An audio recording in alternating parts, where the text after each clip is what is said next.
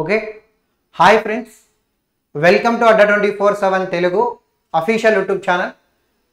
So ఈరోజు మనం ఈ వీడియోలో ప్రధానంగా ఇండియన్ హిస్టరీకి సంబంధించి కొన్ని ఇంపార్టెంట్ ఎంసీక్యూస్ని ఈ వీడియోలో డిస్కస్ చేసే ప్రయత్నం చేద్దాం. సో రోజులాగే ఈ వీడియోలో కూడా చాలా ఇంపార్టెంట్ ఎంసీక్యూస్ అన్ని కూడా ఉన్నాయండి. సో ప్రతి దాన్ని కూడా మనం మెయింటెనెన్స్ అంటే ఫుల్ ఆఫ్ కంటెంట్ తోటి నీట్గా వివరంగా డిస్కస్ చేసే ప్రయత్నం చేద్దాం. ఎస్పెషల్గా ఈ ఎంసీక్యూస్ అనేవి మీకు ఎస్ఎస్సికి సంబంధించి కానీ, అలాగే ఏపీఎస్ఐ అండ్ కానిస్టేబుల్కి కానీ, అలాగే తెలంగాణకి సంబంధించినటువంటి పబ్లిక్ సర్వీస్ కమిషన్స్ కానీ అన్ని పోటీ పరీక్షలు కూడా డామ్ షూర్గా యూస్ అవుతాయన్నమాట. సో కాబట్టి రెగ్యులర్గా క్లాస్కి వచ్చి ఉపయోగించుకునే ప్రయత్నం చేయండి. ఓకేనా మరి? సో అలాగే మనం చూసుకున్నట్లయితే ఈరోజు మన అడ్డా 24/7లో అన్ని ప్రొడక్ట్స్ పైన 17% డిస్కౌంట్స్ అయితే మీకు అందుబాటులో ఉంటాయి. అలాగే మనం చూసుకున్నట్లయితే ఈ విధంగా ఏపీఎస్సీ గ్రూప్ 2 కానీ, తెలంగాణకు సంబంధించినటువంటి బ్యాచెస్ అయితేనేమి అన్ని బ్యాచెస్ పైన కూడా మీకైతే ఆఫర్స్ అయితే అందుబాటులో ఉంటాయన్నమాట. సో కాబట్టి ఇంట్రెస్ట్ ఉన్నటువంటి ప్రతి ఒక్కళ్ళు కూడా వైఫై 66 అనేటువంటి మన ప్రోమో కోడ్ని యూజ్ చేసి బై చేసుకునే ప్రయత్నం చేయండి. ఓకేనా? ఒక్క నిమిషం స్టార్ట్ చేద్దాం.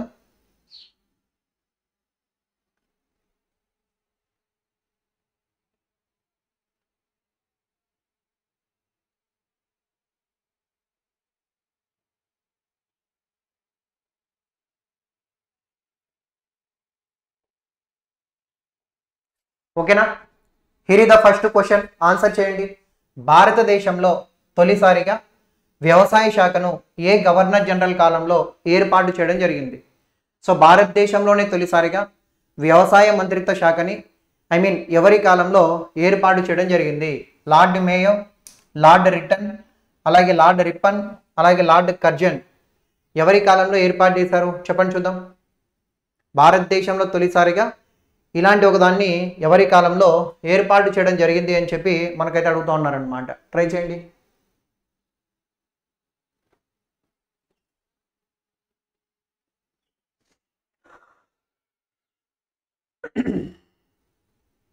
సో ఆర్ఆర్బి ఎన్టీపీసీ కూడా మీకు ఈ క్వశ్చన్స్ పనికొస్తాయి బాగా. ఆర్ఆర్బికి సంబంధించి ఎగ్జామినేషన్స్లో హిస్టరీ బాగా అడుగుతూ ఉంటారు. సో కాబట్టి అవి కూడా మీకు బాగా పనికొస్తాయి. చూడండి ఆప్షన్ ఏంటి అంటే మీరు ఇక్కడ చూడండి, గుర్తుపెట్టుకోండి, ఎగ్జామినేషన్ కూడా అడగచ్చు. లార్డ్ మేయో, లార్డ్ మేయో అనేది మనకి ఇక్కడ సరైనటువంటి సమాధానము అని చెప్పి మనమైతే చెప్తాం. సో భారతదేశ చరిత్రలో తొలిసారిగా వ్యవసాయ శాఖను ఎవరి కాలంలో ఏర్పాటు చేయడం జరిగింది అనేసి అంటే లార్డ్ మేయో అనేటువంటి ఒక వ్యక్తి ఉంటాడు, అతని కాలంలో ఏర్పాటు చేశారు. మరి చూద్దామా, మేయో గురించి కొన్ని ఇంపార్టెంట్ పాయింట్స్ని నేను ఇక్కడ రాశాను, ఒకసారి చూసే ప్రయత్నం చేయండి. మేయో అనేటువంటి ఒక వ్యక్తి 1869 నుంచి 1872 మధ్య కాలంలో భారతదేశంలో బ్రిటిష్ వాళ్ళ తరపున వైస్రాయ్గా సేవలు అందించాడు అని చెప్పి మనమైతే ఇక్కడ చెప్పుకుంటాం అనే విషయాన్ని మీరు ఇక్కడ గమనించాలి. అలాగే 1869లో మేయో ఆదేశాల మేరకు W W Hunter imperial gazette of ఇండియాను రచించాడు అని చెప్పి కూడా చెప్తాం.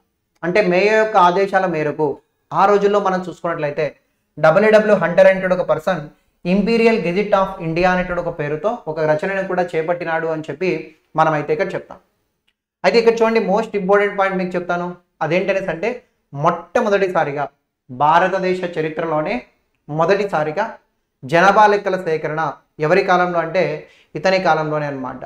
కాకపోతే ఏంటనేసి అంటే శాస్త్రీయ పద్ధతిలో జరగలేదు అని చెప్పి మనమైతే చెప్తాం. కానీ జరిగాయి కదా, మొట్టమొదటిసారిగా అలాంటి ఆలోచన ఇతని కాలంలోనే వచ్చింది. బట్ అది శాస్త్రీయ పద్ధతిలో సైంటిఫిక్ మేనర్లో జరగలేదు అని చెప్పి మనమైతే చెప్తాం. అండ్ ఇతని కాలంలోనే 1870s మధ్య కాలంలో ఎర్ర సముద్రం కేబుల్ లింక్ లండన్ నుంచి బాంబేల మధ్య నిర్మించబడింది. వెరీ ఇంపార్టెంట్ క్వశ్చన్ అండి. రైల్వే ఎగ్జామినేషన్స్లో గవర్నర్ జనరల్స్ మీద క్వశ్చన్ లేకుండా క్వశ్చన్ పేపర్ ఉండదు. ఏ షిఫ్ట్ లైన్ ఎగ్జామ్ రాయండి, గవర్నర్ జనరల్స్ మీద ఒక క్వశ్చన్ ఉంటుంది, బాగా నేర్చుకుని వెళ్ళండి. ప్రధానంగా 1870లో ఎర్ర సముద్రం కేబుల్ లింక్ లండన్ బాంబేల మధ్య ఎవరి కాలంలో నిర్మించారంటే ఇతని కాలంలోనే. ఇంకా మనం చూసుకుంటే కతేవార్లోని రాజ్కోట్ కాలేజు, అజ్మీర్లో మేయో కాలేజీని కూడా తానే ఏర్పాటు చేశాడు. వ్యవసాయ శాఖని అండ్ వాణిజ్య శాఖని ఈ రెండింటిని కూడా తానే ఏర్పాటు చేశాడు. ఆర్థిక వికేంద్రీకరణను ప్రవేశపెట్టాడని చెప్తాం. 1872లో అండమాన్ జైల్లో ఆఫ్ఘనిస్తాన్ పట్టానికి చెందినటువంటి షేర్ అలీ అఫ్రీది అనేటువంటి ఒక వ్యక్తి లార్డ్ మేయోను హత్య చేశాడు. సో యాక్చువల్గా అండమాన్ నికోబార్లో ఒక జైలు ఉంటుంది, అండమాన్ జైలు అని చెప్తాం కదా. ఆ జైల్లో ఏంటనేసి అంటే ఇతను విజిట్ చేస్తారనమాట. అక్కడ ఆఫ్ఘనిస్తాన్కి సంబంధించిన లేదా షేర్ అలీ ఆఫ్రీద్ అనేటువంటి ఒక వ్యక్తి ఇతన్ని హత్య చేస్తారనమాట. ఈ విధంగా పదవిలో ఉండగా హత్య గావించబడినటువంటి వైస్రాయ్గా మనం ఎవరిని చెప్పుకుంటామంటే ఇతన్నే మనం చెప్తాం. బిట్టు గుర్తుపెట్టుకోండి. ఈ విధంగా భారతదేశంలో వైస్రాయ్గా సేవలు అందించినటువంటి వ్యక్తుల్లో హత్య చేయబడినటువంటి ఏకైక వైస్రాయ్ అని చెప్పి మనం ఎవరిని చెప్తామంటే మేయో అనేటువంటి ఒక వ్యక్తిని మనం చెప్తాం. చూడండి ఎంత ఇంపార్టెంట్ పాయింట్. సో కాబట్టి జాగ్రత్తగా మీరైతే ఇక్కడ గుర్తుపెట్టుకోవాల్సి ఉంటుందన్నమాట. నెక్స్ట్ క్వశ్చన్ని మనమైతే ఇక్కడ తెలుసుకునే ప్రయత్నం చేద్దాం. ఓకే, ఇది చూడండి. 1765 సంవత్సరానికి ఈ విధంగా మనం చూసుకున్నట్లయితే చరిత్రలో ప్రాముఖ్యత కారణం. చూడండి ఎలా ఉందో క్వశ్చన్. సో గ్రూప్ 2 డేట్స్ అయితే మనకి ఇంకా ఇవ్వలేదండి. సో ఎప్పుడు ఉంటాయో చూద్దాం, వెయిట్ చేద్దాం. సో కొత్త పర్సన్స్ నియామకం అయిన తర్వాత మనకి డేట్స్ అయితే వచ్చే అవకాశం ఉంది. సో చూద్దాం, ఈ మంత్లో నియామకం అవుతా ఉన్నారు అని చెప్పి చెప్తా ఉన్నారు. దాని ప్రకారం మనం చదువుకోవాలి. చూడండి, 1765 సంవత్సరానికి భారతదేశ చరిత్రలో ప్రాముఖ్యత ఉన్నది. మరి దానికి గల కారణం ఏంటి? బక్సార్ యుద్ధం జరిగిను, ప్లాసీ యుద్ధం జరిగిను, మూడో పానిపట్ యుద్ధం జరిగిను, దివానీ మంజూరుని ఈస్ట్ ఇండియా కంపెనీకి అప్పగించెను. బాగుంది కదా క్వశ్చన్. చూద్దాం దీనికి సంబంధించిన ఆన్సర్ ఏమి అని చెప్పి మనమైతే ఇక్కడ తెలుసుకునే ప్రయత్నం చేద్దాము. చూద్దాం మరి ఆన్సర్ ఏమి అని అంటే ఈ విధంగా దివానీ మంజూరును ఈస్ట్ ఇండియా కంపెనీకి అప్పగించుట. నేను నిన్న చెప్పాను కదా, 1765లో అలహాబాద్ ఒప్పందం అనేది ఒకటి జరుగుతుంది. రెండో శాలంకి అండ్ రాబర్ట్ క్లైవ్ అనేది జరుగుతుంది. ఈ ఒప్పందం ఆధారంగా బ్రిటిష్ వాళ్ళకి ఏమి అంటే ఈ విధంగా మంజూరు చేయడం జరుగుతుందన్నమాట. ఏంటి? పన్నులు వసూలు చేసుకునే అధికారాన్ని మంజూరు చేయడం జరుగుతుంది. సో కాబట్టి మనం ఏమని చెప్పొచ్చు అనేసి అంటే ఆన్సరు ఆప్షన్ డి, దివానీ మంజూరును ఈస్ట్ ఇండియా కంపెనీకి అప్పగించను అనేటువంటి విషయం మనకైతే ఇక్కడ సరైనటువంటి సమాధానం అని చెప్తాం. ఇంకా మిగతా కూడా ఒకసారి లుక్ చేద్దామా. బక్సార్ యుద్ధం ఎప్పుడు జరిగింది? 1764లో. ప్లాసీ యుద్ధం ఎప్పుడు జరిగింది? 1757లో. మూడో పానిపట్ యుద్ధం ఎప్పుడు జరిగింది? 1761లో అని చెప్పి మనమైతే చెప్తాం. సో ఈ విధంగా ఒకసారి అయితే చూసుకునే ప్రయత్నం చేయండి, సరిపోతుంది. సో ఈ విధంగా మనం చూసుకున్నట్లయితే ఈ సంఘటనలో ఏది కరెక్ట్ అనేసి అంటే ఆప్షన్ డి అనేది మనకైతే సరైనటువంటి సమాధానము అని చెప్పి మనమైతే చెప్తాం. ఓకేనా? నెక్స్ట్ క్వశ్చన్ని మనమైతే ఇక్కడ తెలుసుకునే ప్రయత్నం చేద్దాం.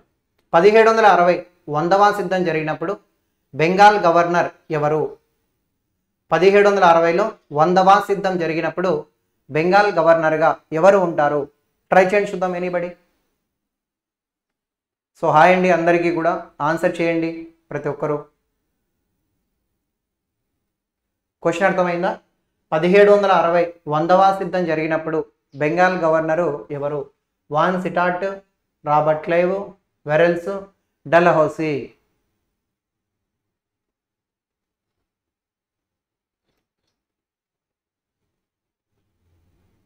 సో ఇక్కడ కొంచెం కన్ఫ్యూజ్ అయ్యే అవకాశం ఉంది, నేను చెప్తాలేండి. Very good, very good.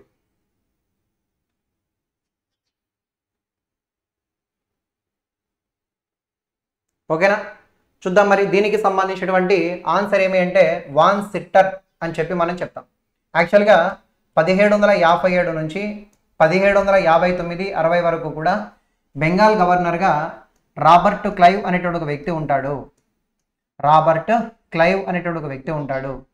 అయితే 1760లో అతనికి రెస్ట్ ఇస్తారు. ఎవరిని గవర్నర్గా చేయడం జరుగుతుందంటే వాన్ సిట్టర్ అనేటువంటి ఒక వ్యక్తి ఉంటాడు. ఆ వాన్ సిట్టర్ అనేటువంటి ఒక వ్యక్తికి ఈ విధంగా గవర్నర్గా చేయడం జరుగుతుంది అనే ఒక విషయాన్ని మీరైతే ఇక్కడ గమనించాల్సి ఉంటుందన్నమాట. So very important. ఈ విషయాన్ని ఒకసారి అయితే జాగ్రత్తగా చూసుకునే ప్రయత్నం చేయండి, సరిపోతుంది.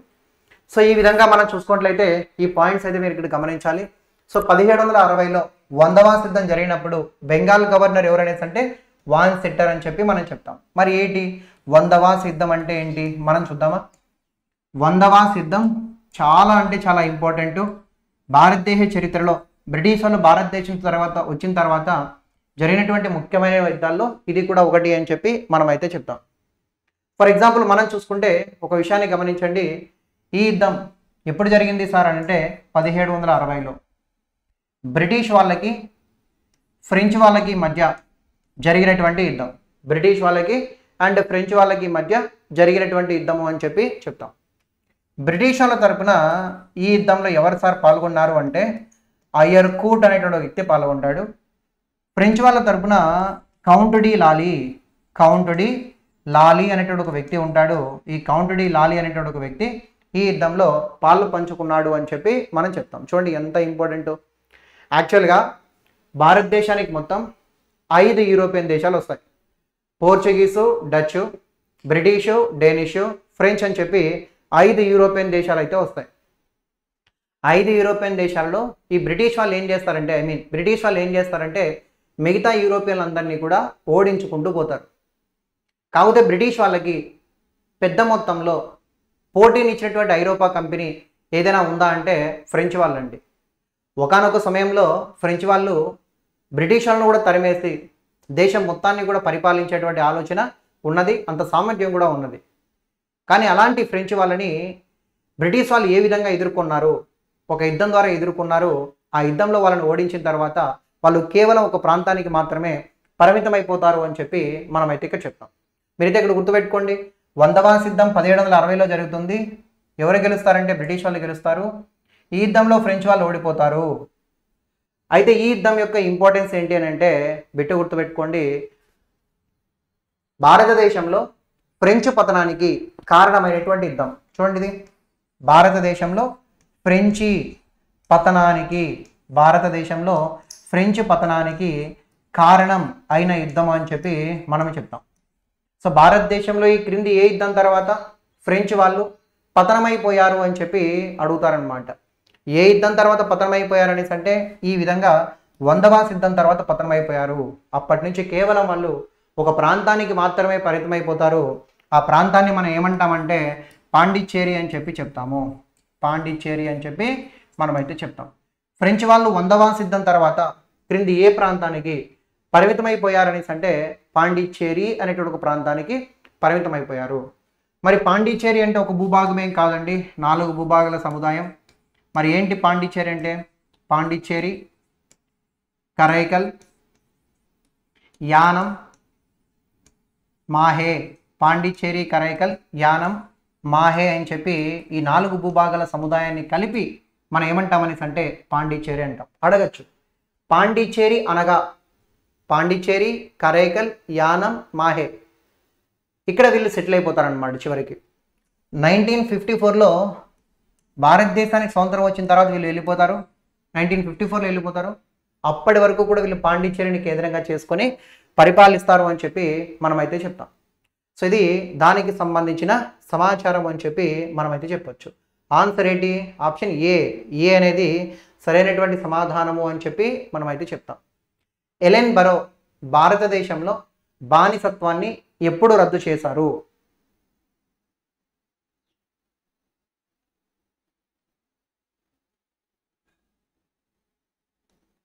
ఓకే, మరి చూద్దాం ఒక సింపుల్ క్వశ్చన్. సో భారతదేశంలో ఎలెన్ బరో బానిసత్వాన్ని ఎప్పుడు రద్దు చేశాడు? 1843, 42, 44, 45. ఇంతకీ బానిసత్వం అంటే ఏంటిది, ఎలా డెవలప్ అవుతుంది, బ్రిటిష్ వాళ్ళ కాలంలో ఏ విధంగా ఉండేది అనేటువంటి విషయాన్ని మనమైతే ఇక్కడ కొంచెం తెలుసుకునే ప్రయత్నం చేద్దాం. ఓకేనా? మరి ఆన్సర్ ఏమి మరి ఇక్కడ అని అంటే 1843 అని చెప్పి మనమైతే చెప్తాం. 1843 అని చెప్పి మనమైతే ఇక్కడ చెప్పుకుంటాం అనే విషయాన్ని మీరైతే ఇక్కడ గమనించాల్సి ఉంటుందన్నమాట. సో ఈ విధంగా మనం చూసుకున్నట్లయితే 1843లో ఎలెన్ బరో అనేటువంటి ఒక వ్యక్తి ఈ బానిసత్వాన్ని రద్దు చేశాడని చెప్తాం. ఎలెన్ బరో అని చెప్పి ఒక పర్సన్ అయితే ఉంటాడు. ఈ ఎలెన్ బరో అనేటువంటి ఒక వ్యక్తి బానిసత్వాన్ని రద్దు చేశాడు అని చెప్పి మనమైతే చెప్తాం. ఇంతకీ బానిసత్వం అంటే ఏంటి? బానిసలు అని చెప్పి మనం చెప్తాం. బానిస స్వేచ్ఛ కలిగినటువంటి దంపతులకు జన్మించినటువంటి సంతానాన్ని బానిస అని చెప్తాం. ఢిల్లీ సుల్తాన్ల కాలంలో ఈ కాన్సెప్ట్ అనేది స్టార్ట్ అవుతుంది. అయితే ఢిల్లీ సుల్తాన్ల కాలంలో ఒక వంశమే ఉంటుంది, బానిస వంశం. దాదాపుగా ఈ బానిస వంశం ఆ రోజుల్లో 1206 నుంచి 1290 వరకు కూడా పరిపాలించింది అని చెప్పి మనమైతే ఇక్కడ చెప్పుకుంటాం అనే విషయాన్ని మీరు ఇక్కడ గుర్తుపెట్టుకోవాల్సి ఉంటుందన్నమాట. అలాగే మనం చూసుకున్నట్లయితే మరికొంత సమాచారాన్ని మనం ఇక్కడ తెలుసుకునే ప్రయత్నం చేద్దాం. మరికొంత సమాచారాన్ని మనం ఇక్కడ తెలుసుకుందాం. వాయిస్ వస్తూ ఉంది కదా, వాయిస్ ఓకేలేండి. సో బానిస వంశాన్ని ఇక్కడ మనం చూసుకున్నాం. అలాగే ఢిల్లీ సుల్తాన్ల కాలంలో ఫిరోజ్ షా తుగ్లక్ అనేసి ఒక ఆయన ఉంటాడండి. ఆ ఫిరోజ్ షా తుగ్లక్ అనేటువంటి ఒక వ్యక్తి బానిసలను ఎక్కువగా పెంచి పోషించాడు. అదే పనిగా బానిసల సంక్షేమం కోసం దివాన్ ఈ బందీగామ్ అనేటువంటి ఒక పేరుతో ఒక మినిస్ట్రీని కూడా ఆ రోజుల్లో తాను ప్రారంభించాడు. ఆప్షన్ 1843 అనేది సరైనటువంటి సమాధానము అని చెప్పి మనమైతే ఇక్కడ చెప్పుకుంటాం అనే విషయాన్ని గమనించాలి. చెప్పండి దీనికి. Match list 1 with list 2 and select the correct answer using the codes given below. 4 పార్టీలు ఇచ్చాను, 4 వ్యక్తులు ఇచ్చాను. దాంట్లో భాగంగా సరైనటువంటి జతను గుర్తించండి. దాంట్లో భాగంగా సరైనటువంటి జతను గుర్తించండి. ట్రై చేయండి.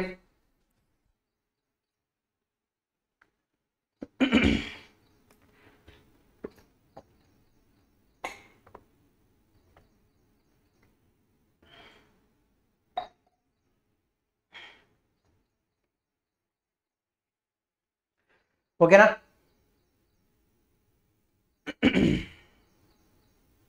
సో అన్నీ కూడా ఇంపార్టెంట్ పార్టీలు అండి. సో ఏంటి? స్వరాజ్ పార్టీ, గదర్ పార్టీ, అనుశీలన్ సమితి, అభినవ్ భారత్ సొసైటీ, అభినవ్ భారత్ సొసైటీ అని చెప్పి మనమైతే ఇక్కడ చెప్పుకుంటాం అనే విషయాన్ని మీరు ఇక్కడ గమనించాలి. మరి చెప్దామా? మరి చూడండి, స్వరాజ్ పార్టీ అంటా ఉన్నాం. స్వరాజ్ పార్టీ అన్న వెంటనే చిత్తరంజన్ దాస్ గుర్తు రావాలి, మోతీలాల్ నెహ్రూ, విఠల్భాయ్ పటేల్ లాంటి వ్యక్తులు. అలాగే గదర్ పార్టీ లాలా హర్దయాల్ అండ్ సోహన్ సింగ్ బక్నా లాంటి వ్యక్తులు. అనుశీలన్ సమితి అరవింద్ ఘోష్ లాంటి ఒక వ్యక్తి అనుశీలన్ సమితిని ఏర్పాటు చేశాడు. అభినవ్ భారత్ సొసైటీ వేడి సావర్కర్లకి సంబంధించింది అని చెప్పి మనమైతే ఇక్కడ చెప్తాం. సో బిట్ నేర్చుకోండి. స్వరాజ్ పార్టీ ఇక్కడ ఉన్నటువంటి ఎవరికి సంబంధించిందంటే చిత్తరంజన్ దాస్. గదర్ పార్టీ ఎవరికి సంబంధించిందంటే లాలా హర్దయాల్. అనుశీలన్ సమితి ఎవరికి సంబంధించిందంటే అరవింద్ ఘోష్. అభినవ్ భారత్ సొసైటీ ఎవరికి సంబంధించిందంటే విడి సావర్కర్ అని చెప్పి మనమైతే చెప్తాం. సో కాబట్టి ఆన్సర్ ఏమి అంటే ఆప్షన్ 1 అనేది మనకు సరైనటువంటి సమాధానము అని చెప్పి మనమైతే చెప్తాం. ఇది చూడండి, very important question. Consider the following events in correct sequence of Indian nation movement. చూడండి, ఇలాంటి క్వశ్చన్స్ మన ఎస్ఐ కానిస్టేబుల్లో కానీ, గ్రూప్ 2 లాంటి ఎగ్జామినేషన్స్లో కానీ తెలంగాణకు సంబంధించి, అలాగే ఎస్ఎస్సి సిజిఎల్ లాంటి ఎగ్జామినేషన్స్లో కూడా మనకైతే అడగచ్చు. మరి చూద్దామా? Foundation of Indian national Congress, Simon commission, home rule moment, cabinet machine. A exam అయినా రాయండి, ఇండియన్ నేషనల్ మూమెంట్కి సంబంధించి ఇలాంటి ఒక ప్రశ్న ఎగ్జామినేషన్లో ఉంటుంది. క్రోనాలజీకి సంబంధించి ఒక ప్రశ్న ఎగ్జామినేషన్లో అయితే ఉంటుందన్నమాట.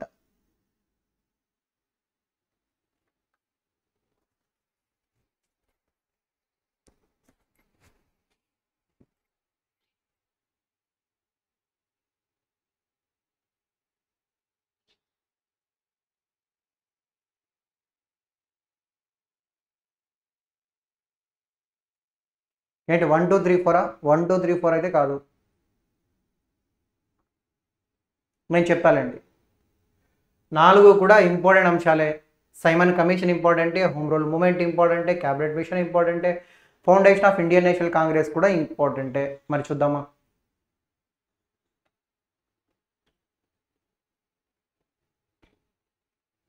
ఓకే, ఇంకా చేయాలి. సో లైవ్లో ఉన్నటువంటి ప్రతి ఒక్కళ్ళు కూడా ఆన్సర్ చేసే ట్రై చేయండి. ఓకే, సరే చూద్దాం. ఆన్సర్ ఏమి అంటే foundation of Indian national Congress అని చెప్తాం. సో ఇండియన్ నేషనల్ కాంగ్రెస్ అనేది 1885లో ఏవో హ్యూమ్ అనేటువంటి ఒక వ్యక్తి ఆ రోజుల్లో ఏర్పాటు చేశాడు అని చెప్పి మనమైతే ఇక్కడ చెప్తాం. సైమన్ కమిషన్ ఎప్పుడు ఏర్పాటవుతుంది? 1927లో సైమన్ కమిషన్ ఏర్పాటవుతుంది.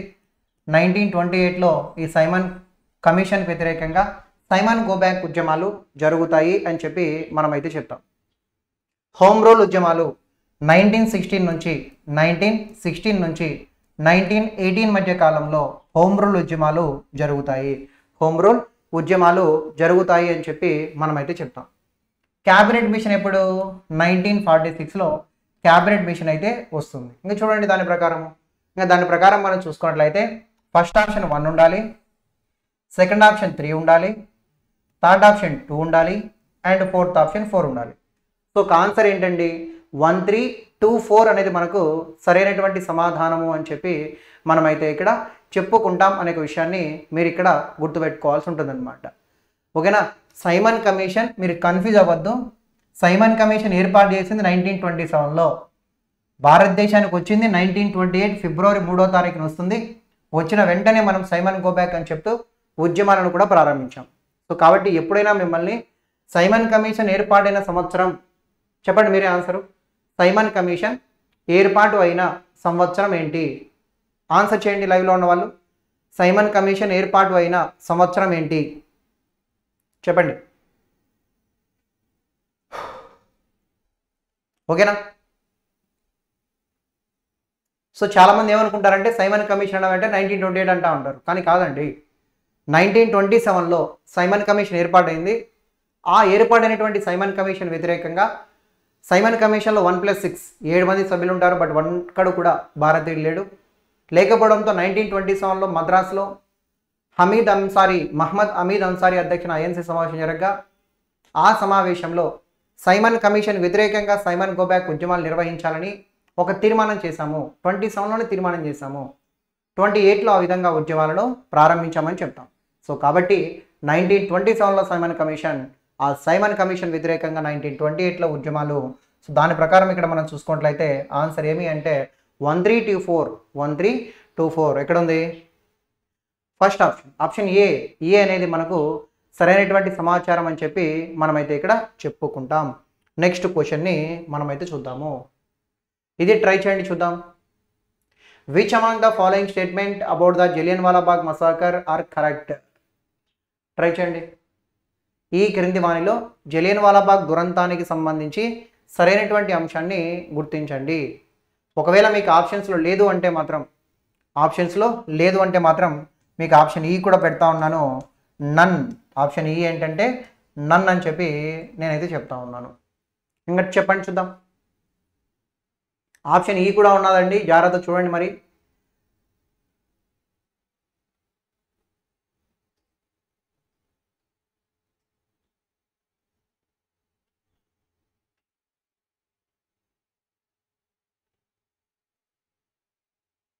చూద్దాం ఎంతమంది కరెక్ట్ ఆన్సర్ చేస్తారో మనం చూద్దాం.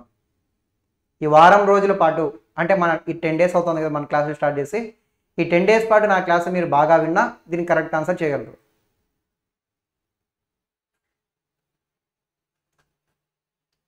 చూద్దాం మరి.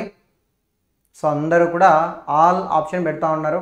నా కోసం ఇంకొకసారి క్వశ్చన్ని బాగా చదవండి. స్టేట్మెంట్స్ 3ని కూడా మళ్ళీ ఇంకోసారి చదవండి. ఏదైనా తప్పు కనపడుతుందేమో ఆలోచించండి.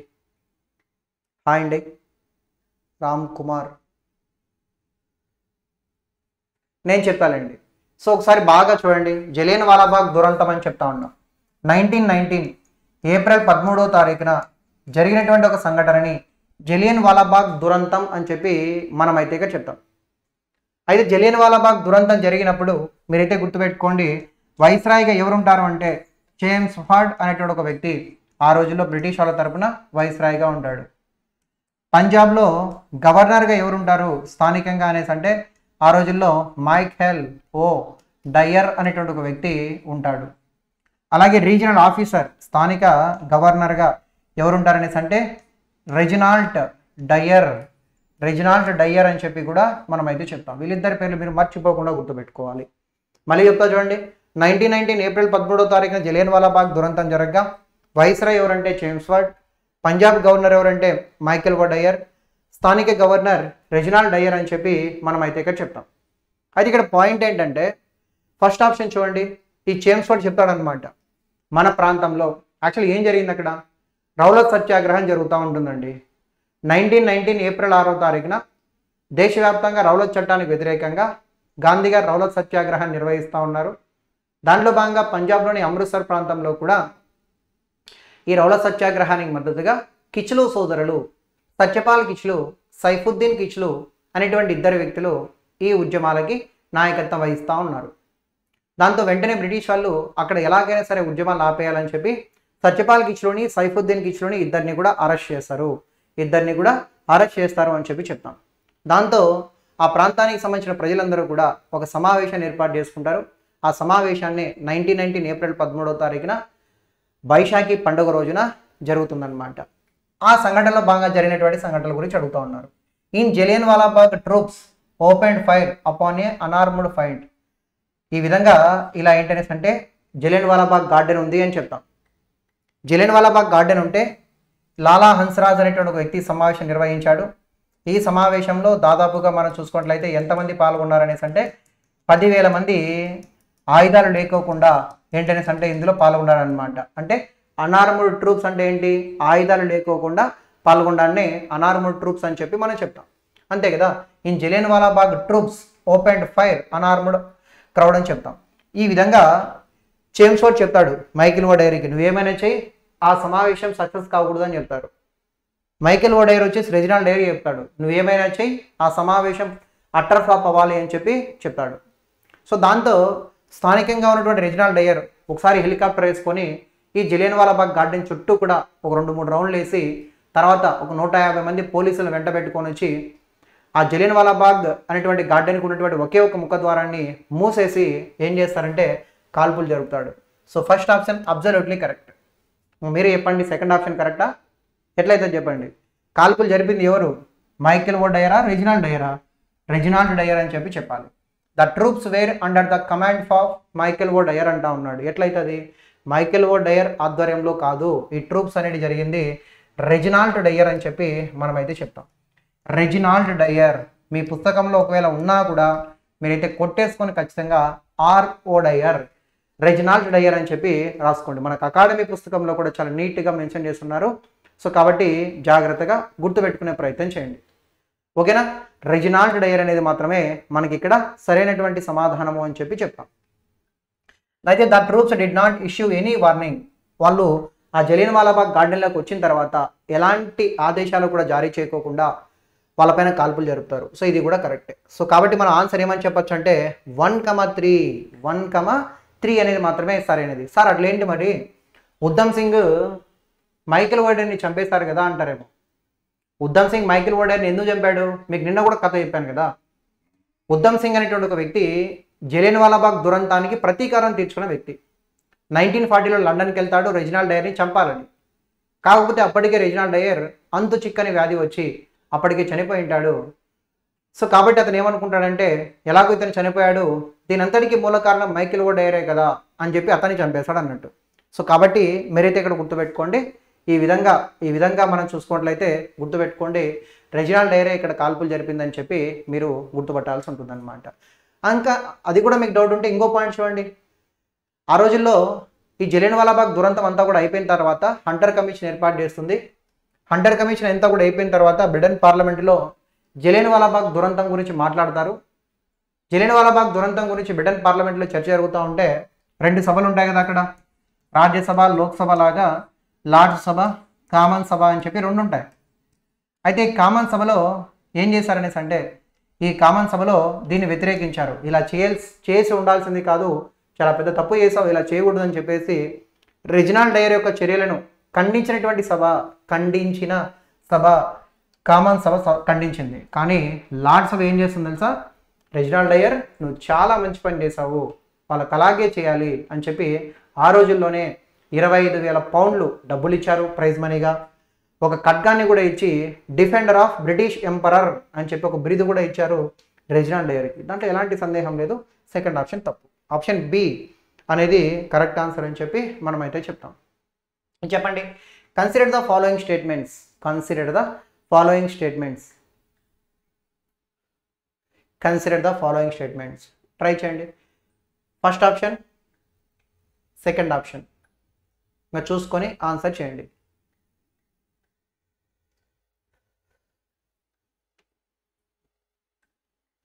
రౌలత్ చట్టానికి సపోర్ట్ చేసింది ఎవరా, శంకర్ నాయర్ అండి.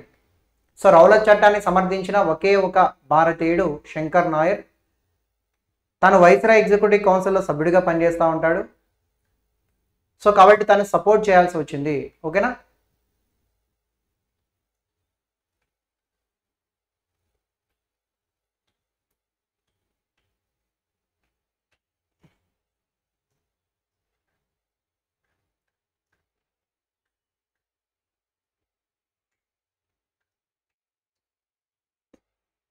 ఓకేనండి,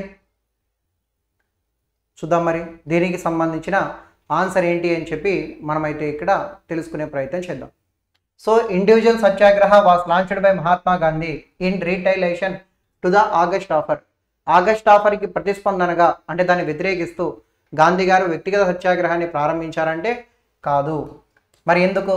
గాంధీ గారు 1940 అక్టోబర్ 17వ తారీఖున వ్యక్తిగత సత్యాగ్రహాన్ని నిర్వహించారు. వ్యక్తిగత సత్యాగ్రహాన్ని నిర్వహించారు అని చెప్పి మనమైతే చెప్తాం. 1940 అక్టోబర్ 17వ తారీఖున గాంధీ గారు వ్యక్తిగత సత్యాగ్రహాన్ని నిర్వహించారు. మరి ఎక్కడ నిర్వహించారు? మహారాష్ట్రలోని వార్ధా అనేటువంటి ఒక ప్రాంతంలోని పల్లినార్ అనేటువంటి గ్రామంలో ఈ వ్యక్తిగత సత్యాగ్రహాన్ని నిర్వహించినారు అని చెప్పి మనమైతే ఇక్కడ చెప్పుకుంటాం అనే విషయాన్ని మీరు గమనించాలి. మరి ఎందుకంటే 1 పాకిస్తాన్ తీర్మానానికి వ్యతిరేకంగా, 2 పత్రికా స్వేచ్ఛకి మద్దతుగా. పాకిస్తాన్ తీర్మానానికి వ్యతిరేకంగా అండ్ పత్రికా స్వేచ్ఛకి మద్దతుగా ఈ విధంగా గాంధీ గారు ఏంటంటే ఇండివిజువల్ సత్యాగ్రహాన్ని నిర్వహించాడు. అంతేగాని ఆగస్ట్ ఆఫర్ని వ్యతిరేకించి అయితే కాదు. Vinoba Bhave was the first satyagrahi, కరెక్టే కదా. ఈ సత్యాగ్రహంలో భాగంగా ఏంటనేసి గాంధీ గారు తొలి సత్యాగ్రహిగా ఆచార్య వినోబా భావేని భారతదేశ భూదాన ఉద్యమాల పితామహుడు అని చెప్తాం ఇతన్ని. అలాగే సెకండ్ సత్యాగ్రహి అని చెప్పి మన జవహర్లాల్ నెహ్రూని ప్రకటించాడు. సో కాబట్టి ఆప్షన్ 2 మాత్రమే సరి అయినది అని చెప్పి మనమైతే ఇక్కడ చెప్తాం. Gandhiji opposed the communal award because he thoughts this would bring. దీనికి ఆన్సర్ ఏంటి? గాంధీ గారు ఈ విధంగా మనం చూసుకున్నట్లయితే కమ్యూనల్ అవార్డును వ్యతిరేకిస్తూ ఉన్నారు. దానికి గల కారణం ఏంటి? ఆయన ఏం ఆలోచిస్తూ ఉన్నాడు దాని గురించి? ఒక్క నిమిషం, దీనికి ఆన్సర్ ఏంటి? Just 1 second. గాంధీ 1940 టైమ్సే కదా, కరెక్ట్. అర్థం కాదండి, గాంధీ 1940 టైమ్సే కదా. సో కరెక్ట్, అర్థం కాదండి. అంటే అక్కడ ఏమడిగాడంటే గాంధీ గారు, చూడండి నేను మళ్ళీ చెప్తాను, ఏమడిగాడు? 1940లో ఆగస్ట్ ఆఫర్కి వ్యతిరేకంగా కాదు, ఈ రెండింటికి వ్యతిరేకంగా. సో కాబట్టి ఆగస్ట్ ఆఫర్ ఇచ్చాడు కదా, అందుకని నేను తప్పు అన్నాను. ఓకేనా? చూడండి, జస్ట్ 1 సెకండ్, మళ్ళీ కంటిన్యూ చేస్తాను.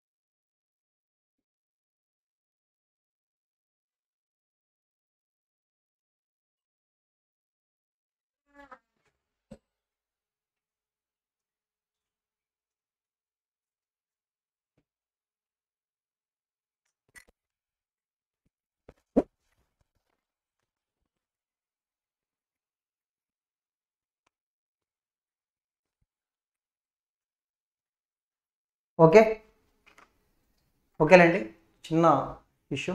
సరే చూద్దాం. సో ఆన్సర్ ఏంటి అని చెప్పి మనం ఇక్కడ తెలుసుకునే ప్రయత్నం చేద్దాం. ఓకేనా? సరే చూద్దామా. ఏమడుగుతా ఉన్నారు ఇక్కడ, Gandhiji opposed communal award because he thought it bring division the Hindu society, economic miseries to India, communal disunity and destruction to handicrafts అని చెప్పి మనకైతే అడుగుతూ ఉన్నారనమాట. ఆన్సర్ ఏమంటే డివిజన్ ద హిందూ సొసైటీ అంటే 1932 ఆగస్టు 16వ తారీఖున రామ్సే మెక్డొనాల్డ్ కమ్యూనల్ అవార్డును ప్రకటించాడు. దీన్ని గాంధీ గారు వ్యతిరేకిస్తూ ఉన్నారు. ఎందుకు వ్యతిరేకిస్తూ ఉన్నారంటే ఇది కమ్యూనల్ అవార్డు అనుకుంటే, ఫర్ ఎగ్జాంపుల్ ఇక్కడ హిందువులు అనుకుంటే ఒక హిందువులను మినహాయించి మిగతా అందరికీ కూడా ముస్లింలకి, క్రైస్తవులకి, బౌద్ధులకి, జైనులకి వీళ్ళందరికీ కూడా నియోజకవర్గాల్లో రిజర్వేషన్ కల్పించారు. ఈరోజు ఏం చెప్తున్నారంటే వెనుకబడినటువంటి వర్గాలు అని చెప్పి ఒక పేరు పెట్టి హిందువుల్లో భాగంగా ఉన్నటువంటి ఒక వర్గాన్ని బయటకు తీసుకొని వచ్చి వాళ్ళకి ఈ విధంగా ఏంటనేసి అంటే కమ్యూనల్ అవార్డును ప్రకటిస్తూ ఉన్నారు. దీని ఆధారంగా ఖచ్చితంగా ఈ వెనుకబడినటువంటి వర్గాల వారిని హిందూ మతం నుంచి వేరు చేయడమే అవుతుందని చెప్పి గాంధీ గారు దీన్ని వ్యతిరేకించారు. ఈరోజు అదే నిజమైంది. నిజం కదా? ఈరోజు మనం చూసుకున్నట్లయితే ఆ రోజు బ్రిటిష్ వాళ్ళు చేసినటువంటి పని ఏంటి, హిందూ మతంలో భాగంగా ఉన్నటువంటి కొందరిని వెనుకబడినటువంటి వర్గాలు అని చెప్పి పేరు పెట్టి వాళ్ళకి నియోజకవర్గాల్లో రిజర్వేషన్ కల్పించారు. సో దాన్ని గాంధీ గారు వ్యతిరేకించారు. ఏమని, ఇది హిందూ మతంని రెండు ముక్కలుగా చేయడం అవుతుంది, హిందూ మతం నుండి వెనుకబడినటువంటి వర్గాలని దూరం చేసి తర్వాత వాళ్ళని క్రైస్తవ మతంలోకి లాగేసుకుంటారని చెప్పి తాను భావించారు. సో కాబట్టి ఆన్సర్ ఏంటంటే ఆప్షన్ ఏ అనేది సరైనటువంటి సమాధానము అని చెప్పి మనమైతే ఇక్కడ చెప్పుకుంటాం అనే విషయాన్ని మీరు గుర్తుపట్టాలన్నమాట. సో నెక్స్ట్ క్వశ్చన్ చూద్దాం. ఇది ట్రై చేస్తారా? ట్రై చేయండి. Which of the following events occur during the Lord Dalhousie governor general. Lord Dalhousie అనేటువంటి ఒక వ్యక్తి గవర్నర్ జనరల్గా ఉన్నప్పుడు ఏర్పాటు కాబడినటువంటి అంశాలు గుర్తించండి.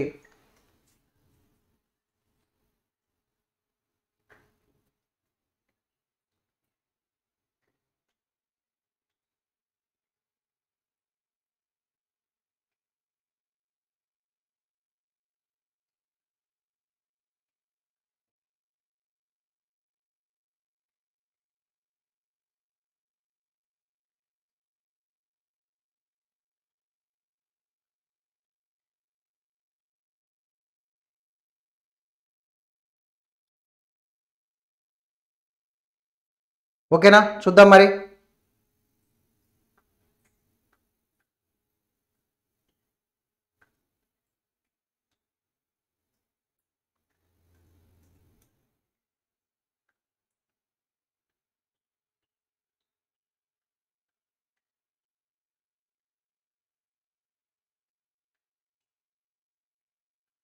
ఓకేనా? సో దీనికి సంబంధించినటువంటి ఆన్సర్ ఏంటనేసి మనం ఇక్కడ తెలుసుకుందాం. ఓకే, చూడండి, ఇలాంటి క్వశ్చన్ మన ఎస్ఐ అండ్ సిజిఎల్ లాంటి ఎగ్జామినేషన్లో కూడా అడగచ్చు. చూద్దాం మరి.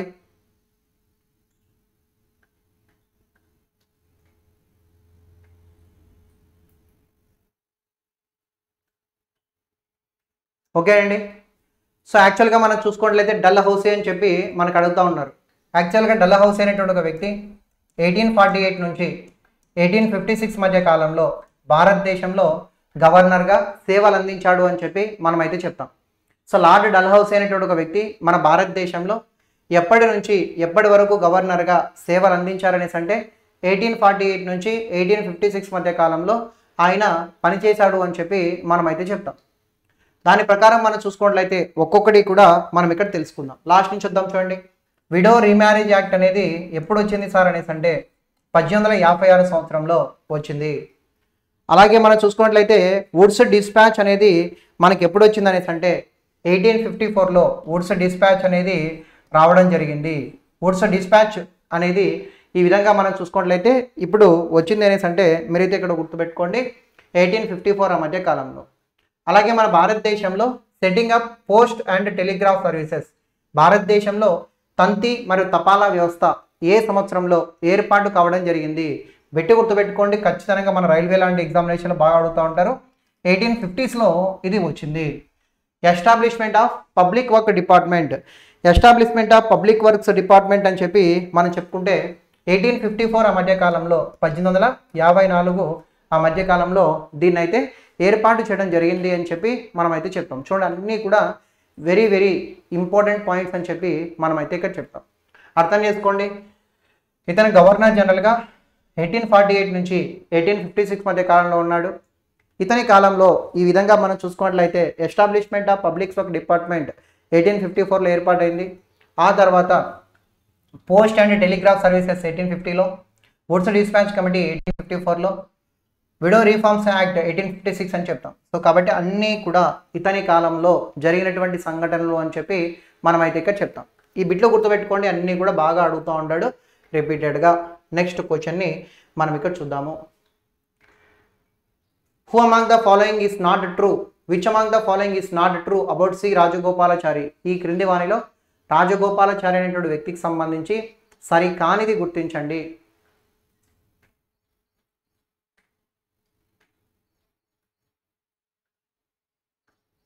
సరికానిది, ఒకవేళ అన్ని కరెక్ట్ అయితే అన్ని కరెక్టే అని చెప్పి ఆన్సర్ చేయండి. ఓకేనా? సి రాజగోపాలాచారి అనేటువంటి ఒక వ్యక్తికి సంబంధించిన అంశం. వెరీ గుడ్, ట్రై చేయండి. ఇంకా మిగతా వాళ్ళు కూడా చేయాలి ఆన్సర్లు. సో డి చెప్తా ఉన్నారు ఇక్కడ శ్రీకృష్ణ, టోనీ. ఇంకా ఇంకా చెప్పండి లైవ్లో ఉన్న వాళ్ళు. సో అను, ఇంకా శ్రీశైలం, భాగ్యప్ప, ఇంకా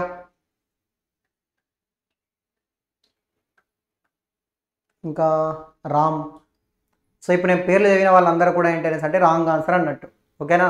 కరెక్ట్ ఆన్సర్ కాదు, పేర్లు చదివిన వాళ్ళందరూ కూడా wrong answer. Okay, so answer ఏంటనేసి అంటే రాజగోపాలాచారి. ఇతన్నే ముద్దుగా రాజాజీ అనే ఒక పేరుతో కూడా మనమైతే ఇక్కడ పిలుస్తాం అనమాట. ఏమంటాము? రాజాజీ. చక్రవర్తుల రాజగోపాలాచారిని మనం ఏమంటామనేసి అంటే రాజాజీ అనేటువంటి ఒక పేరుతో మనమైతే ఇక్కడ పిలుస్తాము. ఫర్ ఎగ్జాంపుల్ ఇతని గురించి మనం మాట్లాడితే ఈ served as last governor general of India. భారతదేశానికి చిట్ట చివరి గవర్నర్గా ఇతను పనిచేశాడా అంటే ఎస్, పనిచేశాడు. స్వతంత్ర భారతదేశానికి మొట్టమొదటి భారతీయ గవర్నర్ అండ్ చిట్ట చివరి భారతీయ గవర్నర్గా మనం చెప్తాం. యాక్చువల్గా 1947లో ఇండియాకి ఇండిపెండెన్స్ వస్తే కొన్ని రోజుల పాటు మౌంట్ బాటన్ అనేటువంటి ఒక వ్యక్తే వైస్రాయ్గా కొనసాగుతూ ఉంటాడు. అయితే వైస్రాయ్ని తీసేసిన తర్వాత శ్రీ రాజగోపాలాచారి అనేటువంటి ఒక వ్యక్తిని గవర్నర్ని చేస్తారు. సో కాబట్టి మన భారతదేశం నుండి గవర్నర్ జనరల్గా బాధ్యతలు స్వీకరించిన మొట్టమొదటి వ్యక్తి మరియు ఏకైక వ్యక్తి ఎవరు అనేసి అంటే రాజగోపాలాచారి అని చెప్పి మనం చెప్తాం. So first option absolutely correct. He served as the premier of Bombay presidency. అతను బొంబాయి ప్రెసిడెన్సీకి అధ్యక్షుడిగా పనిచేశాడా అనేసి అంటే అవును కదా. ఆయన బొంబాయికి ప్రెసిడెంట్గా పనిచేస్తాడు. ఎందుకు పనిచేస్తాడు చెప్పండి? అతని మద్రాస్ అయితే బొంబాయికి ఎందుకు చేస్తాడు? సో రాజగోపాలాచారి బిలాంగ్స్ టు, ఈ విధంగా మనం చూసుకుంటే మన ఏపీ అని చెప్తే, తమిళనాడు అని చెప్తే, ఈ విధంగా మద్రాస్ ప్రాంతానికి సంబంధించిన వ్యక్తి కాబట్టి అతను రాజగోపాలాచారి అనే ఒక వ్యక్తి తమిళ్ కాబట్టి ఈ విధంగా మనం చూసుకున్నట్లయితే రాజగోపాలాచారి అనే ఒక వ్యక్తి బొంబాయి ప్రెసిడెన్సీకి అధ్యక్షుడుగా కాదు, ఈ విధంగా ఈ served as the premier of Bombay కాదు మద్రాస్ ప్రెసిడెన్సీ అని చెప్పి చెప్తాం. ఓకేనా? బొంబాయి కాదు మద్రాస్ అని చెప్పి చెప్పచ్చు. సో కాబట్టి సెకండ్ ఆప్షన్ తప్పు. హీ ఫౌండెడ్ ద స్వతంత్ర పార్టీ. కరెక్టే కదా. ఇతను స్వతంత్ర అనేటువంటి ఒక పేరుతో ఒక పార్టీని కూడా ఆ రోజుల్లో ప్రారంభించాడు అని చెప్పి మనమైతే ఇక్కడ చెప్పుకుంటాం అనమాట. ఫిరోజ్ షా మెహతానా సార్ ఆప్షన్ 2. యాక్చువల్గా ఇక్కడ ఏంటనేసి అంటే he served as the premier of Bombay అనేసి అంటే బొంబాయి కాదు, ఇక్కడ ఉండాల్సింది మద్రాస్. యాక్చువల్గా ఇది బొంబాయి ప్రెసిడెన్సీ అసోసియేషన్ కాదు, బొంబాయికి అధ్యక్షుడు, కొన్ని సంవత్సరాల పాటు అధ్యక్షుడుగా ప్రీమియర్గా పనిచేశాడని చెప్పి చెప్పచ్చు. యాక్చువల్గా బొంబాయి ప్రెసిడెన్సీ అసోసియేషన్ ఏర్పాటు చేసింది ఎవరు? బాంబే ప్రెసిడెన్సీ అసోసియేషన్ అయితే అది వేరు. దీన్ని ఫిరోజ్ షా మెహతా, కేటీ తెలాంగ్, బద్రుద్దీన్ త్యాబ్జీ లాంటి ముగ్గురు వ్యక్తులు కలిసి బాంబే ప్రెసిడెన్సీ అసోసియేషన్ ఏర్పాటు చేసి. చిన్న లాజికల్ పాయింట్ ఇక్కడ, C Rajagopalachari belongs to Madras, కానీ ఇక్కడ బొంబాయి ఇచ్చాడు. సో తప్పు, అంతే, అంతకుమించి ఏం లేదు. సో మీరు ఓవర్ఫ్లో మిస్ అయ్యారు అంతేలేండి, మీకు తెలిసింది. నెక్స్ట్ క్వశ్చన్ చూద్దాం. ఓకే, ఇది చూడండి. The resolution of the non cooperation movement was adopted in which session of Indian national Congress. ఈ క్రింది ఏ ఐఎన్సీ సమావేశంలో, ఇది చెప్పండి చూద్దాం కరెక్ట్గా. మనకు పోయిన సంవత్సరం జరిగినటువంటి 2-3 క్వశ్చన్స్లో అడిగాడు అనమాట. క్వశ్చన్స్ తెలుగు కూడా పెడదాం రండి, కొన్ని ఉన్నాయి కొన్ని లేవు. So the resolution of non cooperation movement was adopted in which session of Indian national Congress క్రింది ఏ ఐఎన్సి సమావేశంలో సహాయ నిరాకరణ ఉద్యమాలకి సంబంధించిన తీర్మానాన్ని ఆమోదించడం జరిగింది? చెప్పండి చూద్దాం. పోయిన సంవత్సరం గ్రూప్ 1లో గ్రూప్ 2లో ఏపీపీఎస్సీకి సంబంధించి గ్రూప్ 2లో జరిగిన క్వశ్చన్ ఎగ్జామ్ జరిగింది. ఆ ఎగ్జామినేషన్లో కూడా అడిగాడు మనల్ని. ఏపీ కానిస్టేబుల్ ఎగ్జామ్ జరిగితే కానిస్టేబుల్లో కూడా అడిగాడు. ఇండిపెండెంట్ ఆర్ స్వతంత్ర సేమ్ కదా. ఇండిపెండెంట్ అనేది మళ్ళీ వేరే వాళ్ళకు ఉంటుంది అనుకుంటా. మోతీలాల్ నెహ్రూ సంథింగ్ ఎవరికో ఉంటుంది. రెండు ఒకటే, బట్ ఇండిపెండెంట్ అనేది వేరే వాళ్ళకి సంబంధించిన ఒక పత్రిక ఉంటుంది. ఆన్సర్ చేయండి. ఆప్షన్ ఏ కరెక్టేనా? బి కూడా పెడతా ఉన్నారు కొందరు. నేను చెప్పాలండి రెండింటి గురించి కూడా మీకు క్లియర్ ఎక్స్ప్లెనేషన్ని నేనైతే ఇస్తాను. మీకు ఇస్తాను నీట్గా. ఓకేనా? మర్చిపోమాకండి. ఒక మంచి స్టోరీ లాగా చెప్పాను. ఎవరైనా నాన్ కోఆపరేషన్ మూమెంట్ గురించి ఫుల్ ఆఫ్ ఇన్ఫర్మేషన్ తెలుసుకోవాలనుకుంటే మా అండర్ 24/7 యూట్యూబ్ ఛానల్లో సహాయ నిరాకరణ ఉద్యమాలకు సంబంధించి 3 వీడియోలు నేను చేస్తున్నాను. ఒకసారి just non cooperation movements by శివాసార్ అని చెప్పి కొట్టండి, మీకైతే వచ్చేస్తుంది. ఓకేనా? సరే చూద్దాం. సహాయ నిరాకరణ ఉద్యమాలు, దాన్ని నాన్ కోఆపరేషన్ మూమెంట్ అని చెప్పి చెప్తాం. సో 1920 నుంచి 1922 మధ్య కాలంలో ఈ సహాయ నిరాకరణ ఉద్యమాలు జరిగినాయి అని చెప్పి మనమైతే చెప్తాం. అయితే సహాయ నిరాకరణ ఉద్యమాలకు సంబంధించి డిస్కషన్ చేయడం కోసం 1920లో ఒక ప్రత్యేక ఐఎన్సి సమావేశం జరిగింది. ప్రత్యేక ఐఎన్సి సమావేశము జరిగింది అని చెప్పి చెప్తాం. సరే, ఎక్కడ జరిగింది? కలకత్తాలో జరిగింది. 1920లో ప్రత్యేక ఐఎన్సి సమావేశం కలకత్తాలో ఇదే నెలలో అంటే సెప్టెంబర్ నెలలో జరిగింది అని చెప్పి మనమైతే చెప్తాం. 1920లో ప్రత్యేక ఐఎన్సి సమావేశము ఎక్కడ జరిగిందనేసి అంటే కలకత్తాలో జరిగింది. ఈ సమావేశానికి లాలా లజపతి రాయ్ అనేటువంటి ఒక వ్యక్తి అధ్యక్షత వహించాడు అని చెప్పి మనమైతే చెప్తాం. గుర్తుపెట్టుకోండి, 1920లో 2 ఐఎన్సి సమావేశాలు, ఒకటేమో స్పెషల్ ఐఎన్సి మీటింగ్, ఇంకోటేమో regular INC meeting. Special INC సమావేశం ఎప్పుడు సార్ జరిగిందంటే 1920 సెప్టెంబర్లో కలకత్తాలో లాలా లజపతి రాయ్ అధ్యక్షన జరిగింది.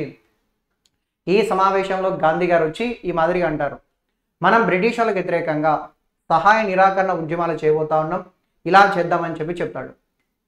సహాయాన్ని నిరాకరిస్తూ బ్రిటిష్ వాళ్ళకి వ్యతిరేకంగా మనం ఉద్యమాలు చేస్తే వాళ్ళ కష్టంగా ఉంటుంది కాబట్టి మనం సహకరించకుండా ఉంటే మన దేశాన్ని వదిలిపెట్టి పోతారు అని చెప్పి చెప్తారనమాట.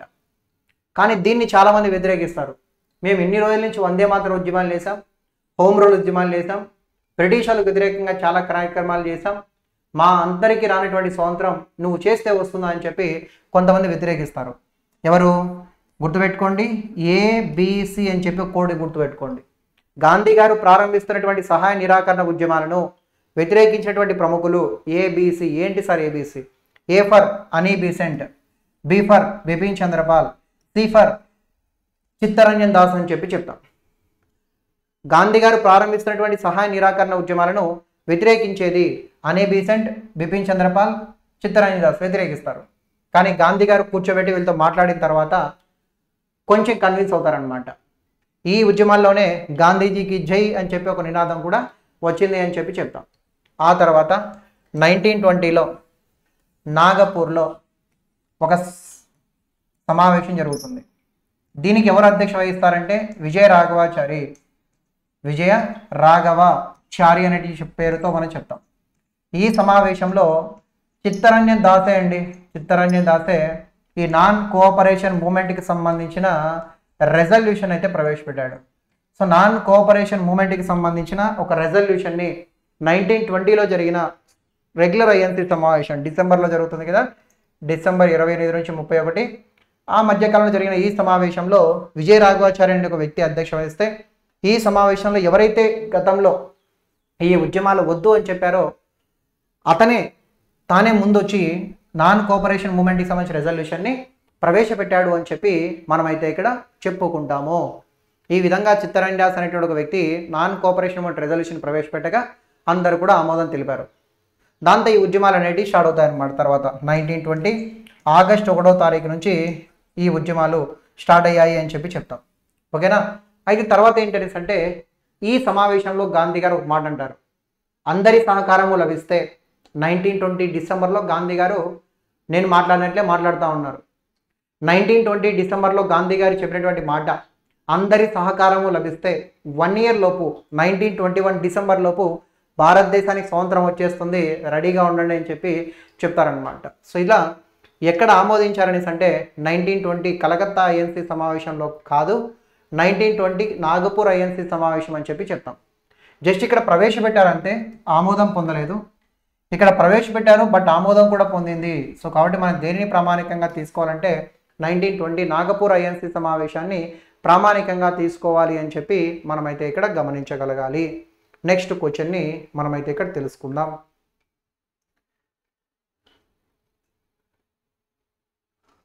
ఓకేనా? Who of the following attended all 3 round table conferences? ఈ క్రింది వారిలో 3 రౌండ్ టేబుల్ సమావేశాలకి కూడా హాజరైనటువంటి ఒక వ్యక్తి అని చెప్పి మనం ఎవరిని చెప్తాం? వెరీ సింపుల్ క్వశ్చన్, స్పీడ్గా ఆన్సర్ చేసేయండి. సార్ నాగపూర్ కరెక్ట్ కదా, కలకత్తా అవుతుంది.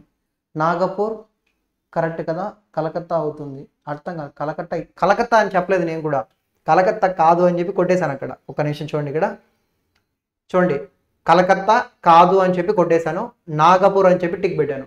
సో ఆన్సర్ ఏంటి? నాగపూర్ మాత్రమే కరెక్ట్ ఆన్సర్. ఓకేనా నీరజ్? నాగపూర్ మాత్రమే కరెక్ట్ ఆన్సర్. Okay, cool. సరే చూద్దాం. నెక్స్ట్ ఇక్కడ మనం చూసుకున్నట్లయితే 3 రౌండ్ టేబుల్ సమావేశాలకి అధ్యక్ష వహించింది ఎవరు? బిఆర్ అంబేద్కర్. సో 1930లో, 1931లో, 1932లో మొత్తం 3 రౌండ్ టేబుల్ సమావేశాలు జరిగితే ప్రధానంగా మహమ్మద్ అలీ జిన్నా అయితేనేమి, మన బిఆర్ అంబేద్కర్ అయితేనేమి, సతేజ్ బహదూర్ సఫ్రూ అయితేనేమి, వీళ్ళందరూ కూడా ఏంటి అంటే 3 రౌండ్ టేబుల్ సమావేశాలకు కూడా హాజరవుతారు అని చెప్పి మనమైతే ఇక్కడ చెప్పుకుంటాం అనే విషయాన్ని మీరు ఇక్కడ గమనించాలి. నెక్స్ట్ క్వశ్చన్ని మనమైతే ఇక్కడ చూద్దాం. ఇది చూడండి, which among the following commission was appointed after Bengal famine 1943? 1943లో ఈ బెంగాల్ ఫెమిన్ వచ్చిన తర్వాత ఏ కమిషన్ని ఏర్పాటు చేయడం జరిగింది? ట్రై చేయండి.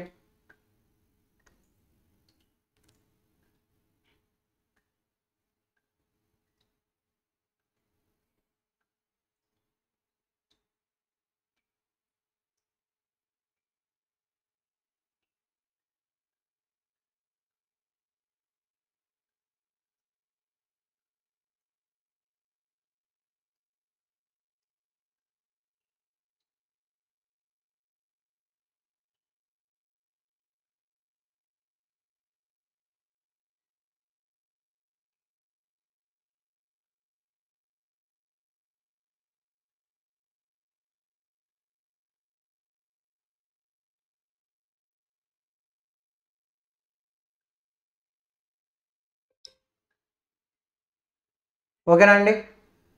సో ఇది కూడా రిపీటెడ్ క్వశ్చన్. చూద్దాం మరి దీనికి సంబంధించినటువంటి ఆన్సర్ ఏంటి అనేసి మనం చూద్దాం. Richard Strachey commission, Lyall commission, McDonald commission, Woodhead commission. So లైవ్లో ఉండి ఇంకా ఎవరైనా వీడియోని కానీ లైక్ చేయకపోతే వీడియోని కూడా లైక్ చేయండి. అలాగే మన 24/7లో అన్ని బ్యాచెస్ పైన కూడా ఈ విధంగా ఏంటనేసి అంటే 17% డిస్కౌంట్ ఉంటుంది. మీరు ఏదైనా సరే ఒక బ్యాచ్ని పర్చేజ్ చేయాలనుకుంటే మాత్రం వైఫై 66 అనేటువంటి మన ప్రోమో కోడ్ని వచ్చేసి పర్చేజ్ చేసుకోవచ్చు. సో ఆన్సర్ ఏంటండి? వుడ్ హెడ్ కమిటీ అని చెప్పి మనమైతే చెప్తాం. వుడ్ హెడ్ కమిషన్ అనే ఒక పేరుతో మనమైతే ఇక్కడ చెప్పుకుంటాం అనే ఒక విషయాన్ని గమనించాలి. సో 1943లో వచ్చినటువంటి బెంగాల్ ఫెమిన్ని అధ్యయనం చేయడం కోసం 1944 ఆ మధ్య కాలంలో బ్రిటిష్ వాళ్ళు ఏర్పాటు చేసినటువంటి కమిషన్నే వుడ్ హెడ్ కమిషన్ అనే ఒక పేరుతో మనమైతే ఇక్కడ చెప్పుకుంటాం అనే ఒక విషయాన్ని మీరు ఇక్కడ గమనించాలి. ఆ రోజుల్లో 1943 ఆ మధ్య కాలంలో బెంగాల్ ఫెమిన్ అనేది వచ్చింది. 1944లో ఈ బెంగాల్ ఫెమిన్ పైన అధ్యయనం చేయడం కోసం ఏ విధంగా ప్రభావితం అయ్యింది అనేటువంటి అంశం మీద అధ్యయనం చేయడం కోసం 44లో ఏర్పాటు చేసినటువంటి కమిషన్నే వుడ్ హెడ్ కమిషన్ అని చెప్పి మనమైతే ఇక్కడ చెప్పుకుంటాం అనే విషయాన్ని మీరైతే గుర్తుపట్టగలగాలన్నమాట. ఓకేనా మరి? సో నెక్స్ట్ క్వశ్చన్ని మనమైతే చూద్దాం. ఇది మీకు హోంవర్క్ క్వశ్చన్ అండి. తెలిస్తే కామెంట్ సెక్షన్లో కామెంట్ చేసే ప్రయత్నం చేయండి. On which day Muslim league celebrated day of deliverance? తెలిస్తే కింద కామెంట్ సెక్షన్లో కామెంట్ చేసే ప్రయత్నం చేయండి. సో ఇంకా ఎవరైనా అడ్డా 24/7 యూట్యూబ్ ఛానల్ని సబ్స్క్రైబ్ చేయకపోతే ఖచ్చితంగా సబ్స్క్రైబ్ చేసుకోండి. మన అడ్డా 24/7లో ఆర్ఆర్బీకి సంబంధించినటువంటి ఎన్టీబీసీ కానీ జేఈకి సంబంధించి కానీ అన్ని బ్యాచెస్ పైన మీకు ఏంటంటే డిస్కౌంట్స్ కూడా ఉంటాయన్నమాట. Wi-Fi66 అనేటువంటి మన ప్రోమో కోడ్ని అప్లై చేస్తే ఈ ఆఫర్ కూడా మీకైతే అందుబాటులో ఉంటుంది. ఓకేనా, ట్రై చేయండి ఆన్సర్ని. Okay, thank you.